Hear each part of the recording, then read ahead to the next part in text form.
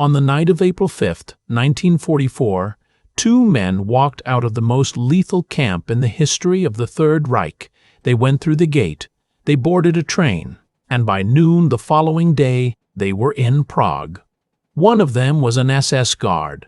The other was a Jewish prisoner named Siegfried Lederer, and he was wearing a stolen SS uniform. No tunnel, no cut wire, no bribed sentry. He walked out the front, in broad administrative daylight, relying entirely on the performance of authority and the willingness of German bureaucracy to believe what it saw in front of it. It was, in its way, one of the most audacious escapes of the entire war, and it was only the beginning of the story.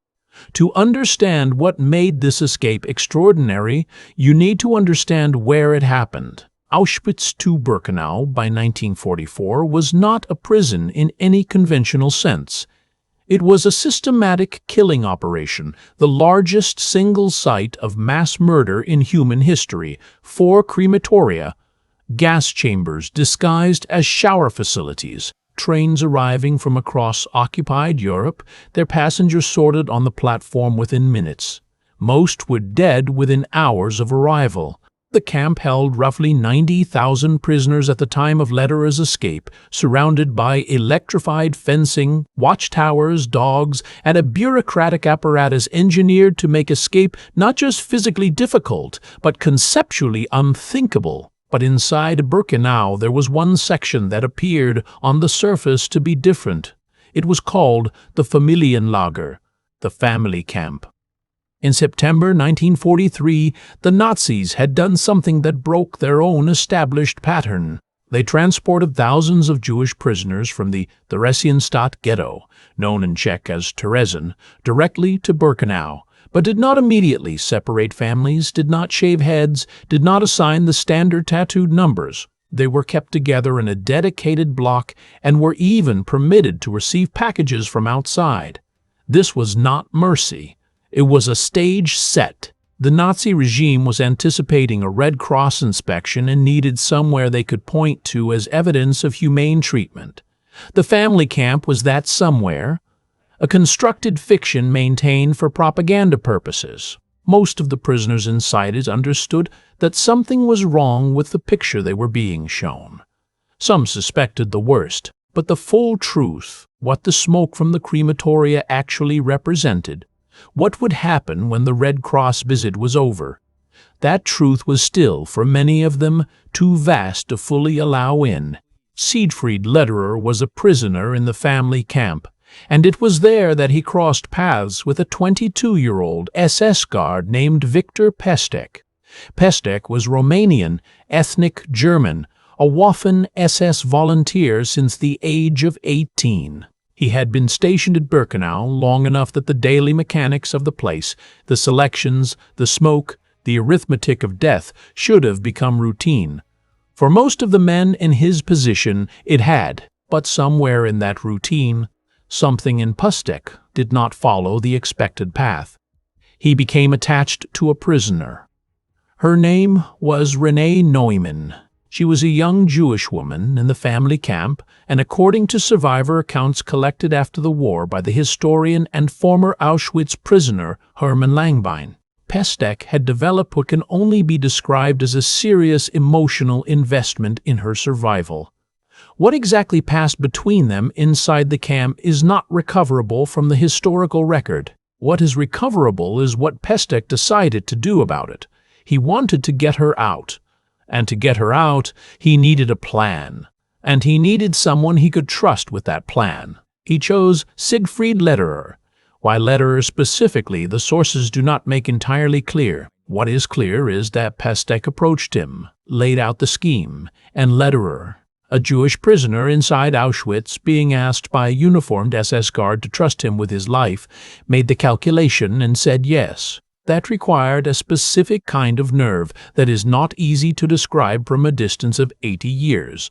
The plan itself was, in its outline, almost absurdly simple.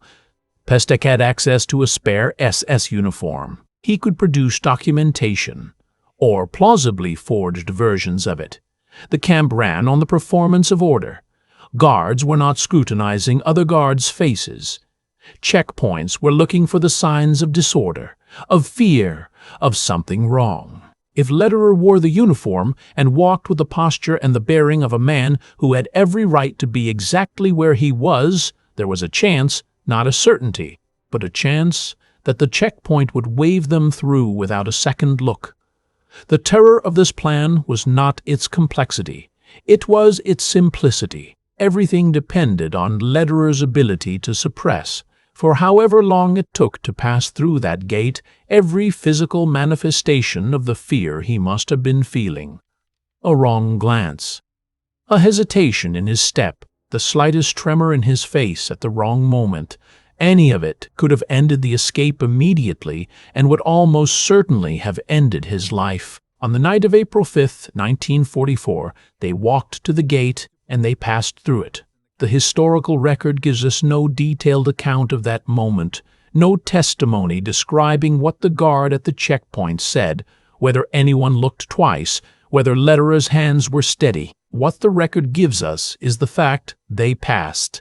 They reached the station. They boarded the train to Prague, behaving throughout like two men with a legitimate destination and a reason to reach it. By the following midday, they were there. Siegfried Lederer was free. He was the first prisoner from the Theresienstadt family camp to escape Auschwitz-Birkenau alive.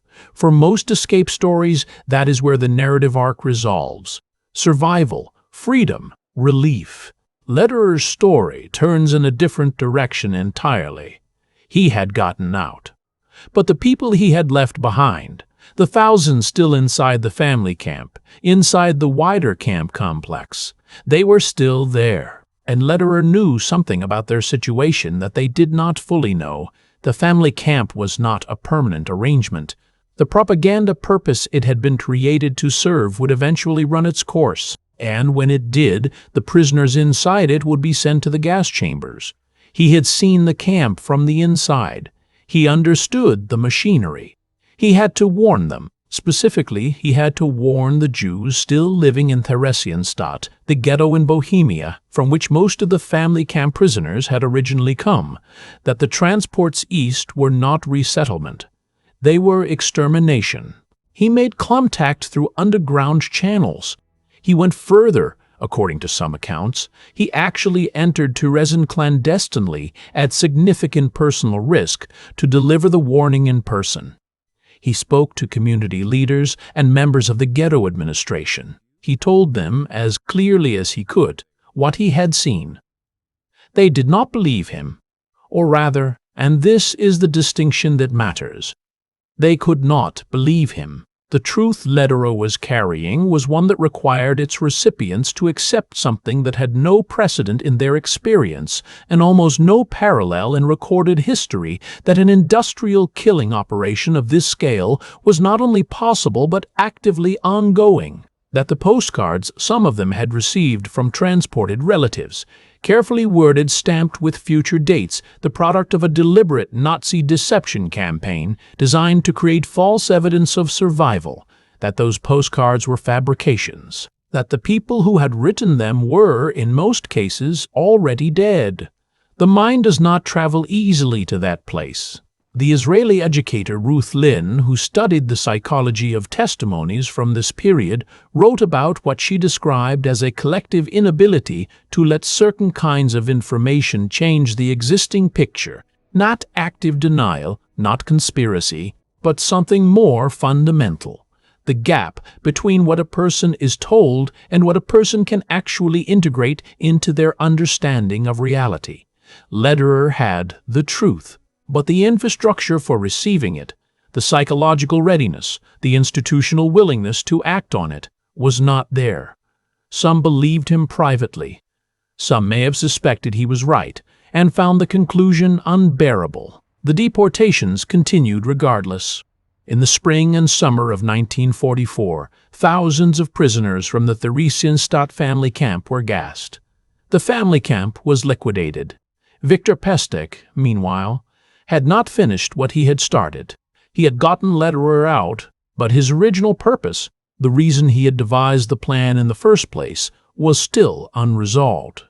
Renee Newman and her mother were still inside the camp. He had the uniform, the forged documentation, the experience of having done it once already. He decided to go back.